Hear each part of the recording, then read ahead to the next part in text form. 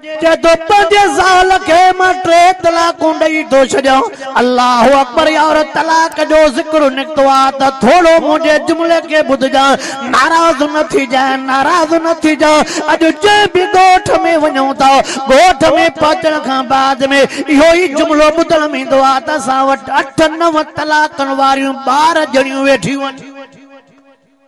मिठड़ो मिठड़ो वाइज़ो कर त पोइ सभु चवंदा आहिनि इहे आलिम भला आहिनि। छड़ो निमाज़ जी फज़ीलत ॿुधाए, क़ुरान जी तिलावत जी फज़ीलत ॿुधाए, हज उम्रे जी फज़ीलत ॿुधाए न, पोइ चवंदा हुआ इहे आलिम भला न। पर जेकॾहिं मसइला खोले ॿुधाए पोइ को दीन जी सम्झ रखण वारो चवंदो त बा आलिमनि जे मथां हक़ आहे असांखे मसइला ॿुधाइनि। पर जेकॾहिं कंहिंजे ज़हन में ॿी का शइ हूंदी त पोइ उनखे इहा ॻाल्हि सम्झ में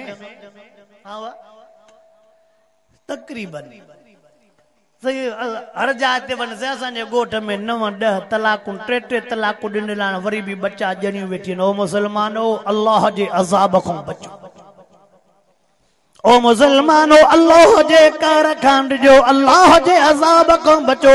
अल्लाह सही शला सां समूरन मुसलमाननि जे हाल ते रहम फरमा आमीन त चओ।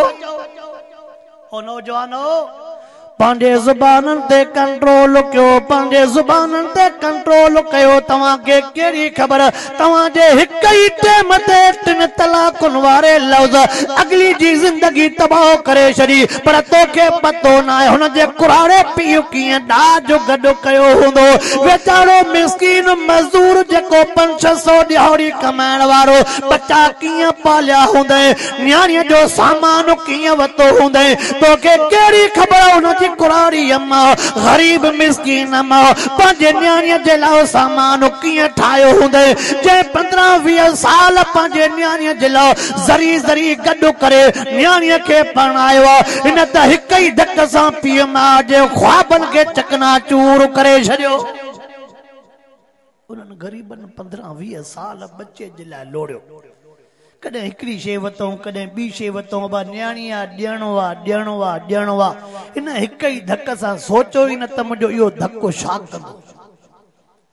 ओ नौजवानो अल्लाह जो वास्तो अथव, मां अर्ज़ कयूं थो वञां पंहिंजे ज़ुबानुनि ते कंट्रोल कयो, पंहिंजे घरनि जो ख़्याल कयो, पंहिंजे पाड़े वारनि ओड़े पाड़े वारनि जो ख़्याल कयो। मां ॻोठ जो नालो न ॿुधाईंदोमांव। उन ॻोठ में वाइज़ ते वियासीं। अब ॿाराड़ीअ पाण में सॼियूं पाण में ॾे वठूं थियल हूंदियूं आहिनि।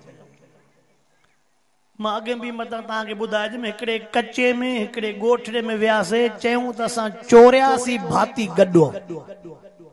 घणा साईं? 84 भाती, माना इहे ॾाॾंग बि साॻो ई त नानंग बि, हा वा ॾाॾंग बि साॻो नानंग बि। 84 भाती। मां चुप तव्हां ख़ुशि नसीब हो। शहर जी त इहा सूरत हाल हूंदी आहे, तारीख़ न बदिबी, अवल पीउ खां जुदा थींदो, माउ खां जुदा थींदो, पर तव्हां वटि सूरत हाल बि आहे।